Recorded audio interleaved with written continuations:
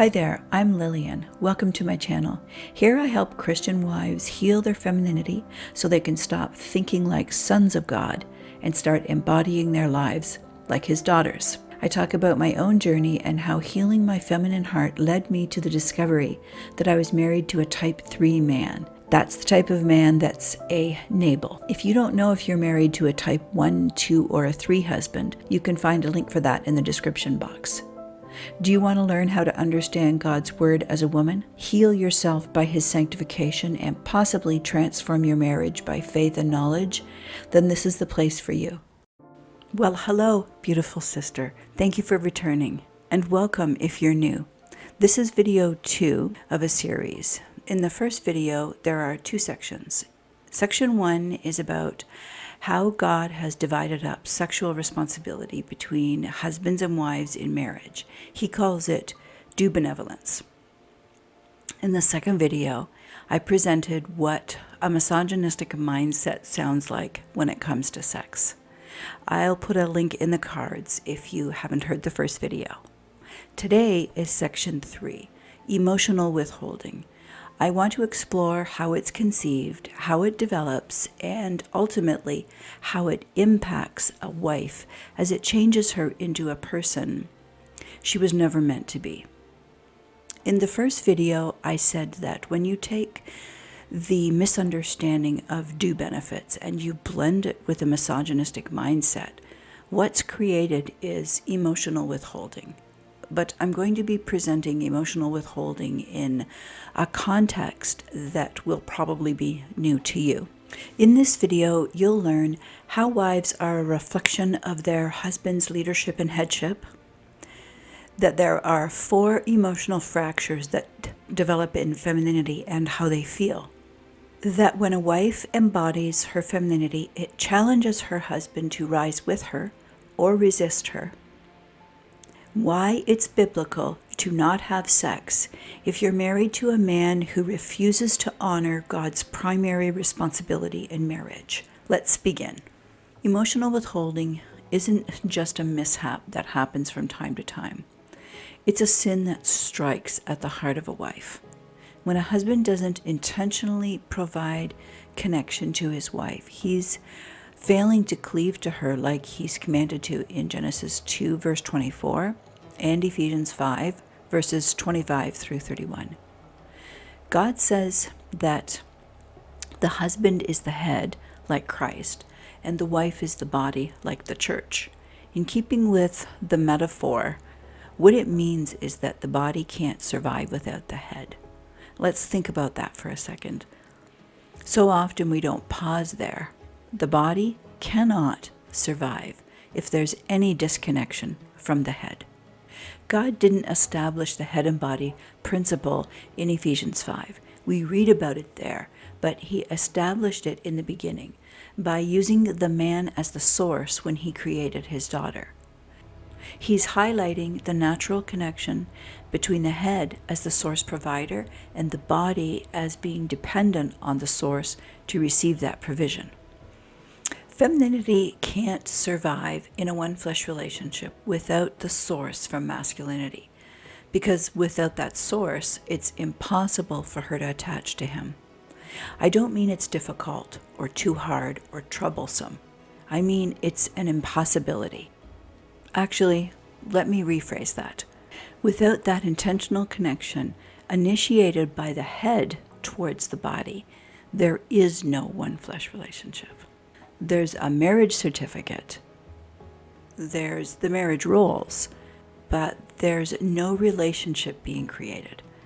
Emotional withholding is considered one of the most toxic forms of emotional abuse because, well, there's 2 reasons. First, it deliberately deprives the wife of the connection that's imperative for her to attach so that the one-flesh relationship can exist. Femininity receives connection from masculinity and responds with attachment. That's one of the requirements that God gave a woman when He loaded her body up with estrogen. So that makes attachment not just a response in a one-flesh dynamic. It's femininity's responsibility. Do you see the problem? What happens when she doesn't receive connection from masculinity? How can she respond to nothing? It's like trying to see a reflection in a mirror when there's no light. Without the light of the connection from her husband, there's nothing for her to reflect back. A mirror can't create an image on its own. It only reflects what's been put in front of it. In the same way, a wife cannot form an attachment out of thin air. Her femininity needs the light of her husband's love and connection so she can respond to it, just like a mirror needs light to produce a reflection. The second reason it's one of the most toxic forms of emotional abuse is because it can be hidden. Unlike, say, financial abuse, if your husband tells you he's saving a rainy day fund, there's a visible way you can see that. You can prove that if you need to. But what about invisible abuse? When it's a sin of omission. And this type of emotional abuse is particularly cruel because it's nearly impossible to pin down and to prove if you need to, especially to yourself. It's like this. In public, a husband projects the image that he's a caring husband, like he seems to minister to your heart and soul. He seems to. He offers just enough attention to maintain the appearance of a loving and devoted man. Notice the word attention, not affection, but attention. Around other people, he engages in small, calculated actions that suggest a deep connection between the two of you. It's a facade that looks convincing to anyone on the outside. It's like he's rehearsed gestures to curate a version of himself that people want to believe, that some people are even eager to believe. But behind closed doors, the reality is completely opposite. The warmth and affection that were projected from the public attention are absent. They're gone. They never happened. And this forces you to question your own perception. This is what makes this form of abuse so insidious. It's hidden in plain sight, and it leaves you isolated in your pain while others live in that curated version that they've witnessed. The neglect is real, but it's masked by a veneer of righteousness that leaves you trapped. You can't prove the thing that your heart feels so deeply. Men show you exactly who they are by their actions.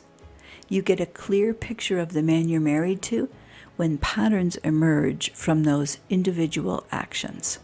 You never trust what a man says. Instead, always believe the patterns of his actions and the effect those patterns have on you.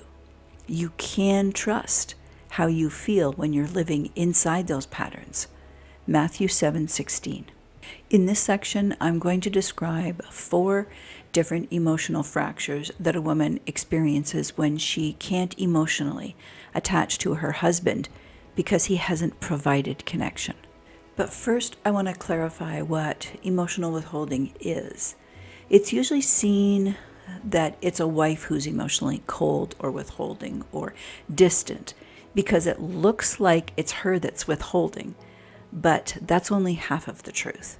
Even though it seems like she's the one leaning back emotionally, this withdrawal is actually a healthy response to her inability to emotionally attach because her husband's not intentionally investing into her. He's not cleaving to her. Connection and emotional attachment follow the Hina Principle in Ephesians 5, verse 33. It teaches wives that we're not commanded by an imperative verb to respect a husband unless love is being invested into us. God doesn't intend for his daughter to lean into a man with warmth and vulnerability and adaptability when that man is not using his masculine power to intentionally love and connect with her. As we'll see when we get to the emotional fractures, there's no way God intends for his daughter to systematically destroy her heart by having sex without emotional attachment. That's in opposition to what his word says. He tells us to guard that very thing in Proverbs 4, verse 23. And there's no way God intends for his daughter to steward her heart in the opposite way that he created her biology to be embodied. I'll put a link in the iCards to more videos about the Hina Principle. In this context, connection is the driving force that initiates a chain reaction for the growth of a one-flesh relationship. When a husband provides genuine connection, he sets in motion a response inside a wife's heart that naturally sparks attachment. And this connection is the catalyst that triggers the deep emotional bonds that God intended, so that the one-flesh relationship would continue to expand. Without this necessary connection, the process is dead-ended. It's a non-starter because the wife has got nothing to respond to.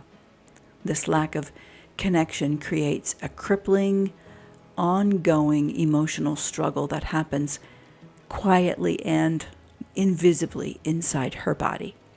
On the outside, she looks like any other wife, with no visible signs of the emotional breakage that's happening daily underneath her calm, excellent wife, godly exterior. The emotional pain she's experiencing is concealed underneath her unblemished skin, leaving no visible marks or bruises or black eyes or broken bones as witnesses of what's happening to her. I did say there were 4 kinds of emotional fractures that femininity experiences. There's actually 5, but 4 of them stem from the first one, and that's the breakdown in communication. It's the starting point for the other 4. I'm going to talk about them in a linear way, but they can also be twisted in with each other. The main point is that they all stem from this first one. Communication is the lifeline of any relationship. Without it, everything else breaks down. When emotional withholding takes the place of authentic communication, it's like starting with a small mat that slowly expands to a massive rug. At first, it's just a modest mat, something small enough to cover a few squabbles that go unresolved, little things left unsaid. But as the years go by, more conflicts and unspoken words accumulate. That mat needs to grow, and it eventually becomes a large rug that expands so that it can cover all the things you want to say but don't have the freedom to. It hides every emotion and all the hurt and unresolved conflicts underneath it. You know what the rug really is, right? It's the outward projection that everything is fine in your marriage. To others, it looks like everything's in order and that you've got a great marriage. Only you can see and feel the lumps and bumps underneath that rug, all the buried pain and unresolved issues that continue to increase like a mold growing in the darkness. When a woman can't talk about her emotions in order to express her feelings, it's like she can't think in relational terms.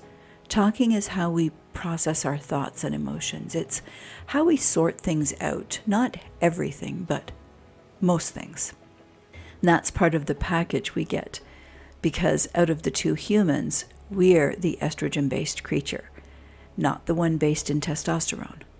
All the feelings from all the emotions and all the words go with all the estrogen. This is interesting. Biologically, women have 30% more of FOXP2. That's the protein that produces language. We use communication as a way to build and manage relationships and to be emotionally attached. But we've got it backwards. We've been taught that any healthy communication and expression will produce connections that thrive in any relationship. That's how men communicate with each other. That paradigm works for them because they primarily focus on information exchange and problem solving. You can't use that same method and superimpose it over a male-female relationship. When it comes to a masculine and feminine dynamic, that's the wrong order. It's not communication that creates the connection. It's the intentional connection that opens up the space for communication and expression to occur. This moment is precisely when attachment happens for femininity. Without that intentional connection from the head to the body, Ephesians 5, authentic attachment is impossible. God's put this responsibility on the man to go first, to initiate, to make the first move. It's up to masculinity to intentionally connect with femininity and to create the space for her to respond with attachment and communication. When a wife doesn't have this invitation to communicate, when she doesn't feel intentionally pursued for connection, she's forced to keep putting it, whatever it is that she needs to say, whatever it is that she feels, she has to keep putting it under that rug. The rug is a metaphor for her body. She ends up suppressing all of her unexpressed emotions and all of her unfulfilled expectations and unspoken grievances into her body. Her husband is creating an environment that's corrosive to femininity. By simply not providing connection for her, he denies her the only way that she can attach to her source.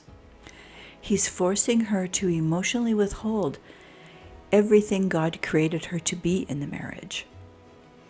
He's forcing her to suppress all her emotions. Remember, the emotions live in the estrogen, and when God created his daughters, he created their bodies to be 90% estrogen. So when a husband forces his wife to suppress her emotions, he's mucking with her primary thinking mechanism. That's why we get so messed up. We get more and more confused and full of self-doubt. Then, once communication breaks down in a marriage, you lose the emotional security that you need to rely on. That's fracture number 1. It leaves you feeling unstable, like your inner core is disintegrating. You know how there's physical pain when a part of your body's cut? Well, when your internal self is being dismantled, you'll feel intense emotional pain in the same area of your brain that you feel physical pain. And this pain manifests itself in lots of different ways. One of the worst feelings to experience is the feeling that you're going crazy. If your husband isn't providing connection for you, you'll start wondering about your own perceptions of reality and questioning the truth about what your emotions are telling you to feel. You'll constantly be second-guessing yourself and asking yourself if you're overreacting or being too sensitive. This conflict that's going on inside of you will lead to a profound sense of confusion and frustration, and it continues to build up like layers of sediment that are compressing every time something is swept under that rug. It's slowly crushing the foundation of who you really are. There's less clarity in your thoughts, and you lose your peace of mind, hence the sensation in your body of going crazy. And if that wasn't bad enough, something else starts to emerge from inside of you. Shame. You begin to feel embarrassed about the state of your marriage because more than likely it's you who's taken on the responsibility and ownership for it. So naturally, in your lack of peace and confusion, you begin to blame yourself for all the problems, particularly for being emotionally distant from your husband. This self-blame will spiral into you feeling unseen, insignificant, and worthless, even though it's your husband who's withholding the masculine connection that's imperative for your feminine attachment. You'll blame yourself for not being able to accomplish the impossible. It's like being in a lush garden surrounded by fruit trees and streams, yet never being allowed to eat or drink from them. You're starving even though you're surrounded by abundance, and then blamed for getting weak and withering away, like it's your fault. You couldn't sustain yourself from nothing. This is exactly what happened to Eve. Adam knew that God had used his own body as the source for Eve instead of the dirt, Genesis 2:23. But Adam didn't provide the necessary masculine connection to sustain Eve's femininity. She was left vulnerable, just like the wife in the garden of her marriage, surrounded by the abundance of masculinity in her husband, yet starving emotionally to attach.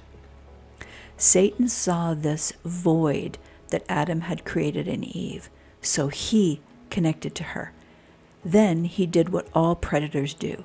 He exploited her weakened state at just the right moment. Over time, this emotional breakdown, if it's happening in your marriage, will result in, you'll lose your feminine needs, desires, and ultimately your identity. Just like Eve was deceived out of her true identity. 1 Timothy 2, verse 14, and 2 Timothy 3, verse 6. It's a disconnection that manifests like you'll find it difficult to make simple decisions. You'll become more unsure of yourself, and there's a loss of interest in your personal, unique hobbies or goals, and instead you assume your husband's interests, but at the same time you're still feeling empty on the inside. Slowly you stop valuing your own feelings and begin to believe that your emotions aren't important or worth fighting for. Or worse, the absolute worst, is that you feel that you're being selfish and silly whenever you advocate for guarding them like they matter. When the emotional security that a wife depends on disintegrates, she's left feeling unstable and confused. And that's when she starts to question her own perceptions. The turmoil a woman experiences on the inside makes it impossible to feel sexually connected or confident. Without this foundation, sex will always be disconnected and empty. Sexual confidence and desire are inextricably tied to emotional security.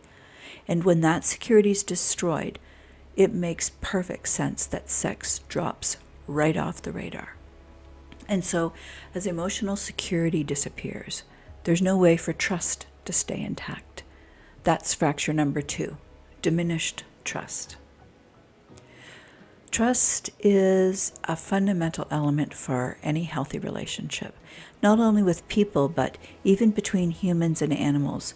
Just like in human relationships, animals rely on consistent care, attention, and positive interactions in order to build a sense of security and trust with us.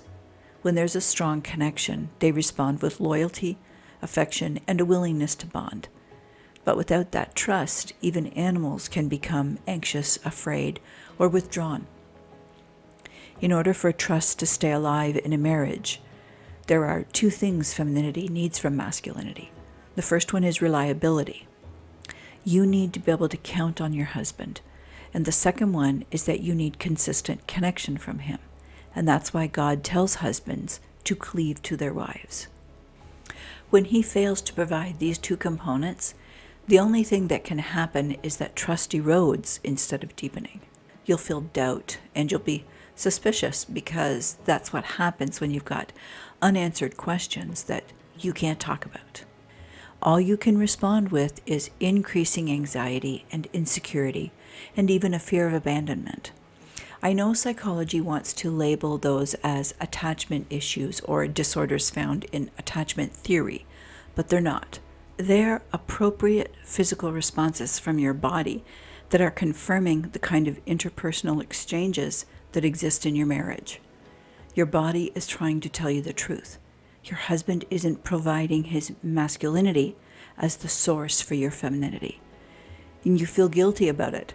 I mean, you're supposed to be able to trust your husband, right? but he's not giving you the tools to be able to embody that kind of trust for him. So now you've got 3 layers working against any kind of sexual desire: shame and guilt layered on top of communication that's been broken down. Shame and guilt trigger the stress response in the human body, and this activates the amygdala and the sympathetic nervous system. Your body will always prioritize safety over reproduction. So, she releases cortisol, which completely suppresses sexual desire. Stress also stops the release of dopamine and oxytocin. They're the hormones responsible for the pleasure and bonding. Remember, as a female, your thinking is holistic. Your brain does not compartmentalize. Your female brain focuses on everything all the time. You can't compartmentalize fear and stress into one box and then live out of the sexual desire in another box. So your female brain, she chooses to keep you safe by managing the emotional and psychological stress and completely shutting down any desire for sex. Under these conditions, these emotional fractures, how can she not shut it down? Your body is doing exactly what God designed her to do. She's protecting you by signaling that something's not right. Have some compassion for her by honoring the messages she's sending you. Don't force your body into the act of sex when she's trying to protect your heart and mind. Instead, listen to her signals and acknowledge the emotional and physical stress she's under. Take the time to heal and restore the trust and safety that your body's telling you that she needs. This is an act of self-love and respect for the female temple God entrusted you to steward. 1 Corinthians 3 verse 9 and 1 Corinthians 6 verses 19 through 20. The third kind of emotional fracture is the breakdown of self-esteem. When you don't receive the emotional investment into your marriage from the one person your femininity is supposed to be getting that connection from, it's going to stay in an unhealthy state. Without any positive change or connection from being cleaved to, the worth of your femininity continues to go unrecognized. Instead of flourishing, your sense of worthiness will decline until it disappears. Those feelings of unworthiness, they don't just erode your self-esteem, but also any confidence that you could possibly have in the marriage itself. Self-esteem is a living thing, and although it's invisible, it has a huge impact on your emotional well-being. When it's neglected, that damage bleeds into every area of your life. If you're experiencing this emotional fracture, it's so important to honor your body and your heart. God never intended for you to engage your body in sexuality while your self-esteem is broken and your emotional needs are consistently being unmet. It can only do more damage. Your body's sacred to God. He designed her to signal to you when something's wrong. When you're being deprived of connection and investment, something is wrong. She's telling you to protect yourself, not to give when you're depleted inside. Now, we know that ultimately our self-worth is not defined by the outside validation from others. We know that our real worth comes from God. But being in a marriage means that the actions and behaviors of your husband as the head will inevitably affect you as the body, whether that's in a positive way or a negative way. That's the way God intended the one-flesh relationship to work. Honoring your body in this way isn't just about refusing sex. It's about, 1, guarding your heart so that it's not extracted through your body, and 2, recognizing that connection and attachment's got to happen before you can fully open yourself up to sex again. Proverbs 25, verse 28. The fourth kind of emotional fracture is the experience of being lonely but not alone. It's isolation through being neglected. There's a barrier, like a hollow emptiness. It's what naturally forms when a husband chooses to not make intentional connection to his wife. This barrier, it's made up of emotions that can't be shared and words that have been left unspoken, unmet expectations, and needs and desires that are called wrong whenever you try and express them. When you're feeling isolated in your marriage, having sex is the most painful experience. You're going through the motions, but your heart is somewhere far away. You're offering your body, but emotionally, that same body has completely shut you down from the inside. She doesn't want you to engage in sex.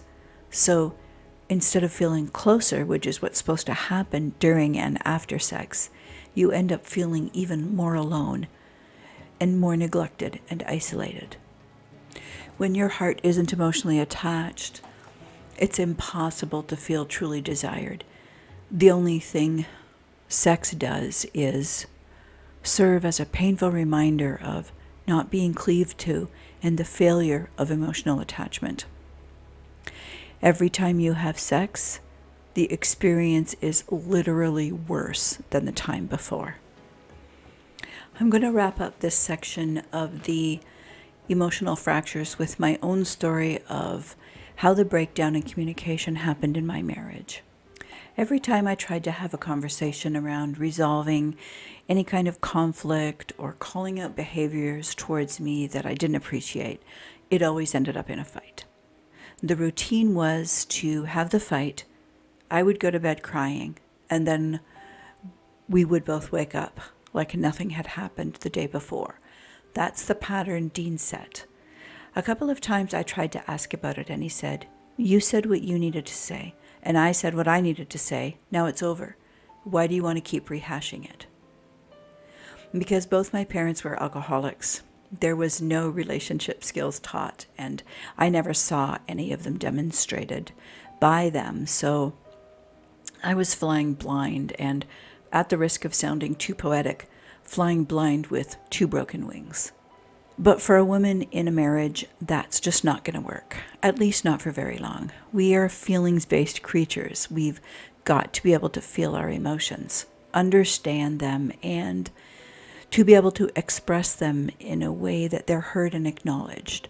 And that's where I went wrong in two ways. First, thinking that because my emotions weren't being heard and acknowledged, that it was my inability to articulate them.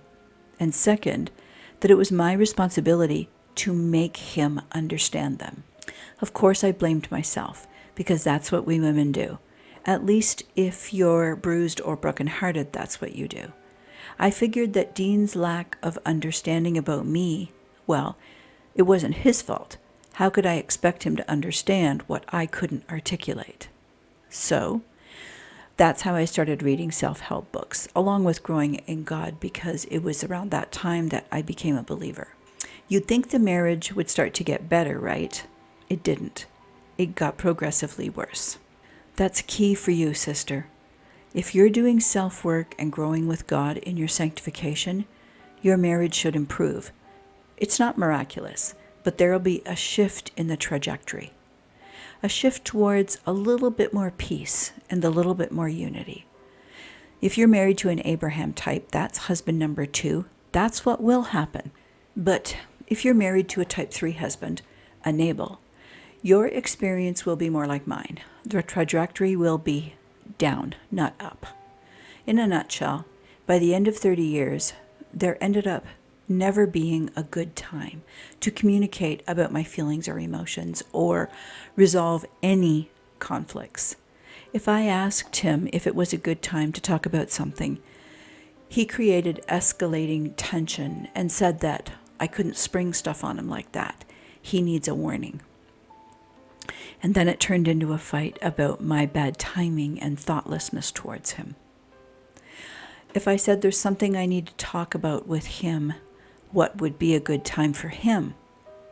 He asked why I was trying to force him to choose a time and pin him down. Then it turned into a fight about me trying to control him by making him choose the timing. That it's not fair that I'm always trying to manipulate him. If I said there's something I need to talk with him about, and it was after work, he said, I've worked all day. Do you really not want to do this now? Can't I just relax tonight? Couldn't you have some compassion for me? Then a fight happened about how I'm not really anything like Jesus and my faith was fake. If I said there's something I need to talk about with him and it was a weekday morning, he said, "Are you really going to do this now? Send me out to my job with your crap in my head?"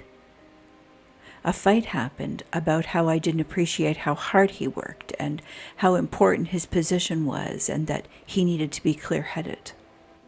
If I said there was something I needed to talk to him about and it was Friday night, he said, "Why do you want to ruin my weekend with your complaining?" And the fight started about how I wasn't a good wife, but one that nags and complains, and that he thought a good Christian wife wasn't supposed to do any of those things. If it was Sunday afternoon and I said there's something that we need to talk about, he said, "Why do you want to pick a fight with me after we've had this great weekend?" Then a fight would start about how he has to leave the house every day and only gets to stay home for 2 of the days, not like me, who gets to stay home every day if I want. Then the fight was about how selfish it was for me to want to take away his only 2 days off because I couldn't deal with my own problems. Even though we agreed that I would stay home and take care of everything in the house and homeschool the kids.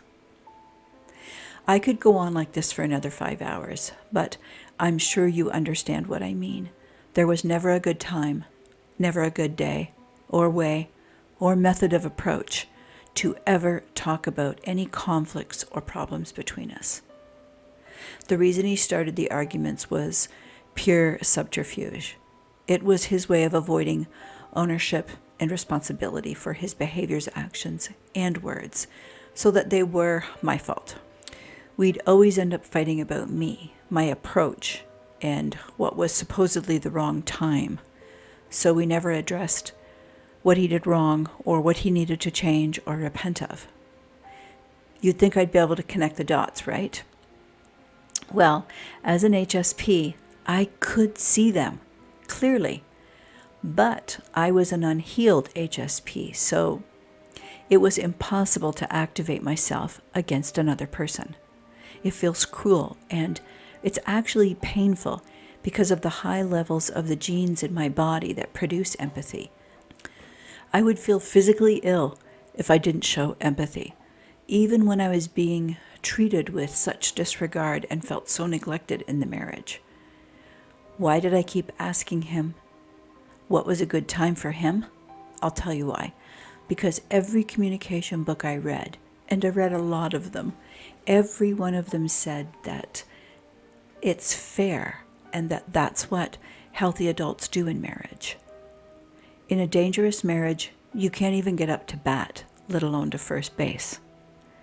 So this is why I often say, be very careful about the marriage material you choose. Almost all of the concepts and ideas are geared toward wives that are married to a type 1 or type 2 husband. But if you've been reading and studying, and your marriage isn't improving, even a little, that's an indicator you're married to enable. Actually, if there's no improvements, you could be married to an Abraham. But if you're completely locked into masculine thinking, that's why none of the concepts work. Or they work, but they're short-lived. Okay, let's talk solutions. All these fractures and the emotions that go with them, the loss of emotional security, the inability to trust, the disintegration of your self-esteem, and the loneliness from isolation, that's your body revealing the truth that she's not receiving the connection she needs. The connection she was created to get from her masculine source, so that she can attach her feminine features in the one flesh relationship. That's her part. Yet so many wives I hear are forcing their bodies to respond as if they are receiving connection. I know what that's like because I did it for way too many years. Stop doing that. Stop trying to respond with respect and adaptability. If masculinity fails to demonstrate self-control in his own life, when it comes to other women, food, his health, whether it's physical, mental, or spiritual, he's not providing masculinity for you. Stop responding with trust when he doesn't demonstrate fiscal responsibility. He's not providing his masculinity for you. Stop trying to respond with communication and trying to grow a one-flesh relationship with a husband who's not connecting with you. He's not providing his masculinity for you. And stop responding with sex in an environment where masculinity is disconnected from your femininity. These are what's causing the emotional fractures, and they'll destroy you. When a husband refuses to provide masculine headship to the feminine body, it's the most deceptive, devious, toxic form of abuse for a female.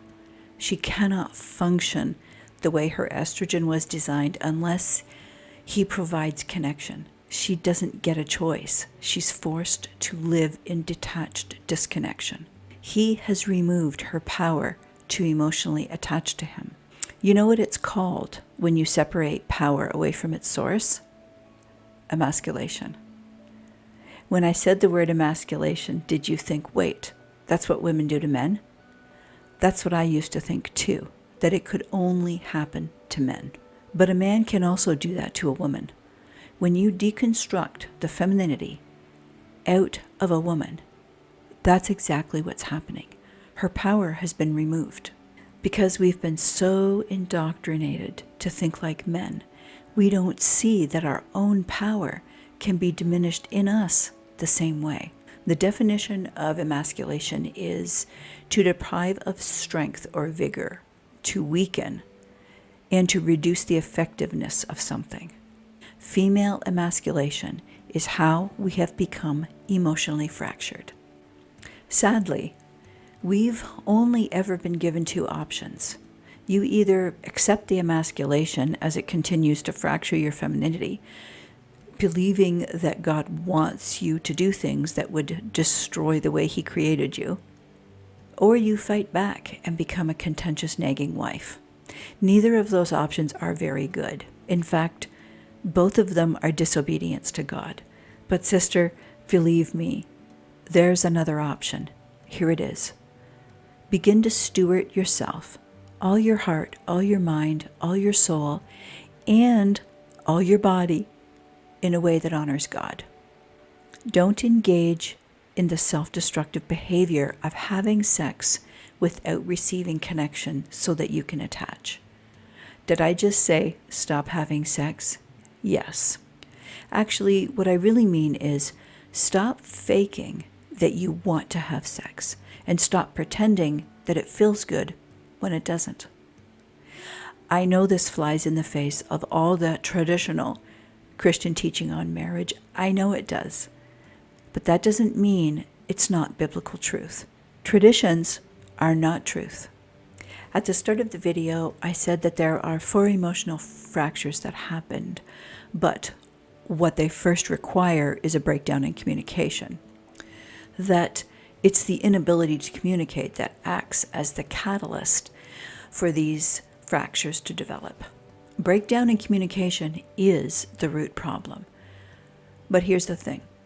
What do you do when your husband refuses to be the masculine source of connection so that communication and attachment can happen? What do you do when it's him? What do you do when his problem affects you to your very feminine core? I'm going to answer those questions with 3 different truths. Number 1, the truth is that you are the Ezer Neged, Genesis 2:18. You mirror everything back to him. You receive and respond with a mirrored reflection of who he is. You do that in the shrewdness of truth and love like a dove. God created you with this purpose in mind for marriage, to be a helper against him. This purpose isn't dual, but conditional. That means if he's worthy, then you support him as his Ezer. But if he's not, then you're his Neged, standing in opposition in order to highlight the disconnection. Worthy masculinity doesn't mean perfect or fully healed. Worthiness is still present. even when a man's masculinity is unhealed, wounded, or dysfunctional. Worthy masculinity, even in its brokenness, still reflects the God-given responsibility of headship. He's trying to see himself in your reflection. But it's the fractures that show up when a man's refusing to accept the response of femininity, when he won't acknowledge the good thing that was created for his benefit. When conflict happens, it's not because the masculinity itself is toxic or worthless, but because the masculine source is rejecting the very femininity that was designed to help him. So as the Ezer, you support and mirror that masculine source when his provision is in alignment with its God-given design. But as the Neged, you're not just passive when that worthiness is absent. You become the force that calls out the fracture instead of allowing your femininity to absorb it. When you rightly respond as the Neged, you are reflecting God's truth. You're holding up a mirror to the disconnection. The purpose of the Neged isn't to tear down, but to reveal what's needed for healing and restoration. And that's why you've got to be very careful about the words you use and limit them. Your loudest voice is conveyed through your actions. And this isn't about challenging his masculinity. It's about showing the disconnection between the worthiness of his design and the unworthiness of how he's showing up. Truth number 2, reaping what you sow is a spiritual law that's no less real than gravity. If a husband doesn't sow any masculine connection to his wife, then there's going to be no feminine attachment for him to reap. This isn't a matter of choice. It's the way God designed his daughters. For us girls, feminine attachment is what leads us right into sex. It's the polarity that organically happens when there's a connection from the head to the body. The truth is that without that masculine connection, her feminine nature isn't alive to him. She isn't designed to give herself when there's no connection. A wife can make the choice to have sex without connection, but it's not a good one. It leads to bad for the both of them. According to the law of sowing and reaping, sowing nothing will always reap nothing. And if he hasn't sown any connection, that means anything she gives, anything she responds with, can't be authentic or true. And that means it can never be the life-giving dynamic God intended for it to be. He won't bless something that's working against one of his own spiritual laws. Instead, by having sex without that connection, femininity is engaging in something that mirrors the very opposite of what's good. And sex has now become a destructive act because it's outside the natural, God-ordained flow of the one-flesh relationship. A relationship without connection is empty and lifeless, no matter how physical it appears on the surface. And when it's dead on the inside, Jesus calls it a whitewashed tomb, Matthew 23, verse 7. When it's incongruent, God calls it works without faith, Isaiah 29, verse 13. When it looks like a godly marriage, but the feminine power is absent because of masculine disobedience, he says it's a form of godliness, but the power has been denied, 2 Timothy 3, verse 5. The feminine heart requires more than duty. She requires a source to draw from. Truth number 3, you're always the mirror in the marriage.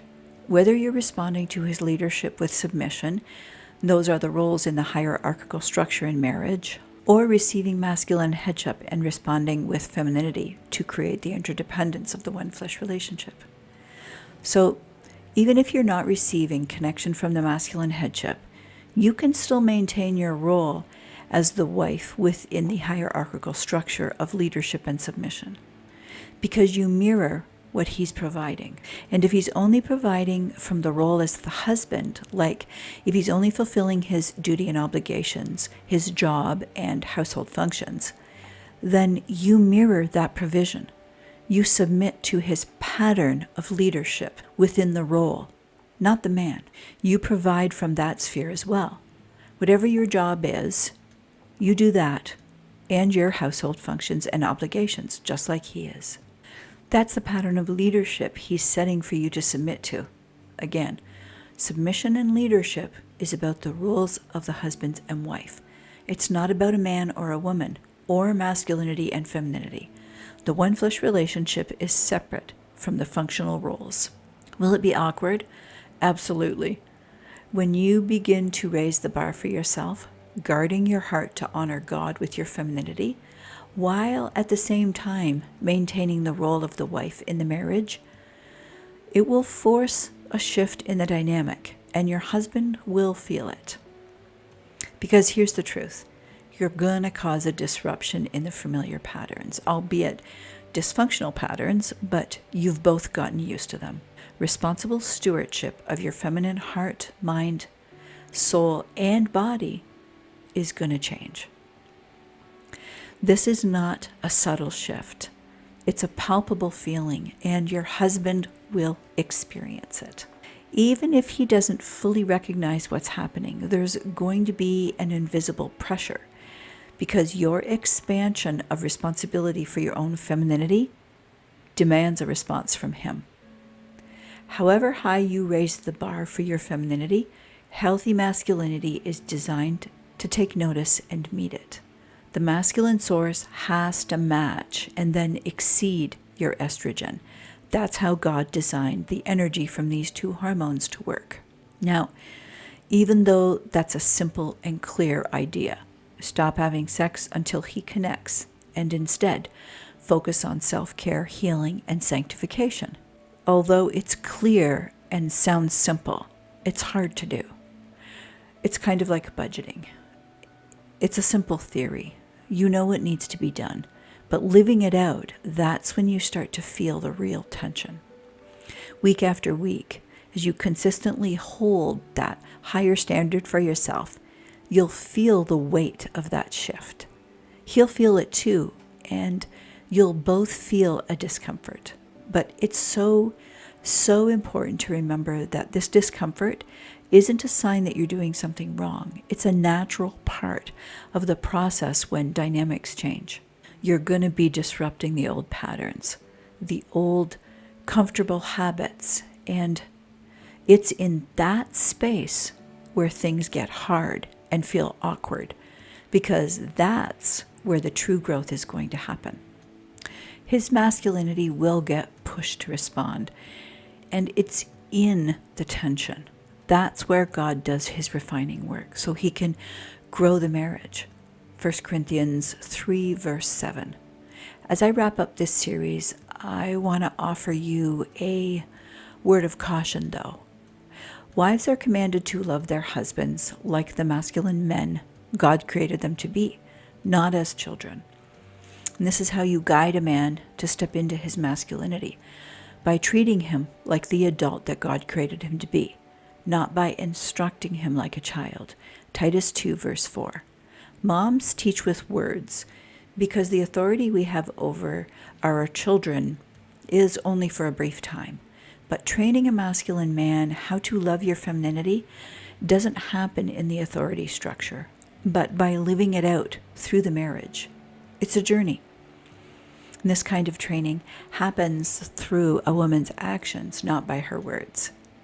Masculinity doesn't respond to constant instruction or demands from femininity. Masculinity doesn't love or respect a woman when she tells him what to do, how to do it, or when to do it.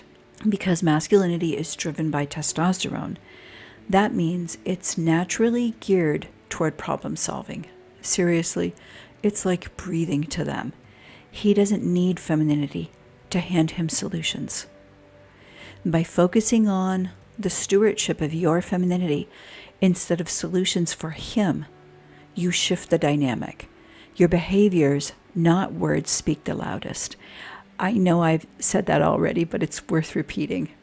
The more you focus on the self-care of your own femininity, you'll naturally care less about what he's doing and not doing. And that means you'll organically stop complaining or whining or nagging about him or the state of the marriage. Stop giving your mind, heart, and soul unless you feel truly cleaved to, unless you're being pursued and cherished like a daughter of God should be. Don't offer your deepest thoughts, feelings, and emotional intimacy when all that's offered to your femininity from your husband is the shallow surface functions and obligations. This kind of intimacy, the vulnerability required to share your innermost self, should only be given when he's investing his source masculinity into you at that depth. And stop giving your body unless she's on board with it. Your heart has got to feel consistently safe and invited through his intentional connection to you. Your body is an extension of your mind and heart, and without that emotional connection, the act of giving yourself physically isn't whole, but instead it's fragmented. Sex becomes a betrayal to your own femininity. Now, here's the word of caution. Healed and empowered femininity will change your marriage for better or for worse. It completely depends on the type of man that you've married. There's a sad and serious truth about a dangerous or toxic man. He'll feel threatened by the reflection you mirror to him. He'll come against what your femininity shows him. The more he sees himself in you, the more he rejects what he sees. You may not believe that he hates you, especially if you've been trauma bonded through years of high conflict and conflict that's rarely resolved. I know that feeling. I wouldn't have believed it either in my own marriage. Never. Not in a million years. My mind could not have conceived of that. So in order to not believe it, I wouldn't allow the heart of my femininity to speak the truth that would have set me free. But now, looking back, it's clear. His rejection of the reflection is a form of hatred, even if you wouldn't name it that. By you being the Neged, it could become more dangerous for you. The Bible warns us of this in 1 Corinthians 7:15, that if the unbeliever departs, let them leave. In the case of the dangerous man, your healing and feminine strength will push him away because he can't stand what he sees in you about himself.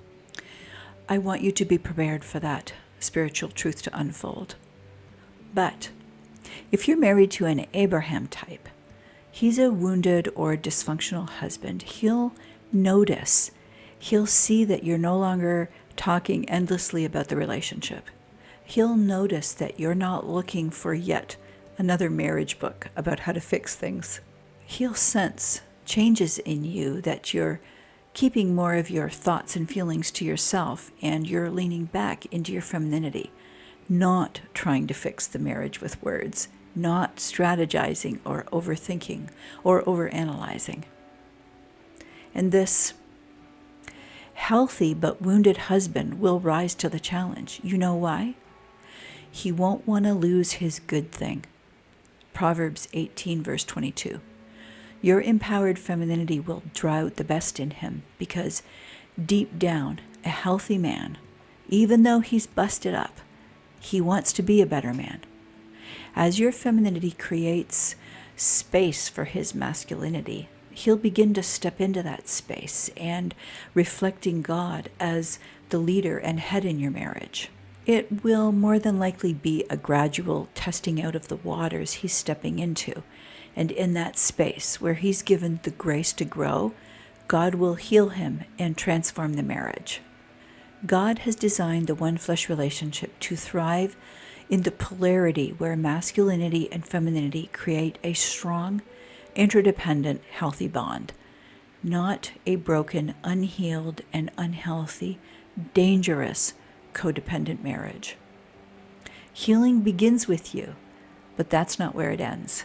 It's through your quiet strength and faith in your femininity that you're able to trust in God's process, that the both of you can experience the restoration of the one-flesh relationship that God intended. You know I appreciate you listening until the end. Thank you so much for that.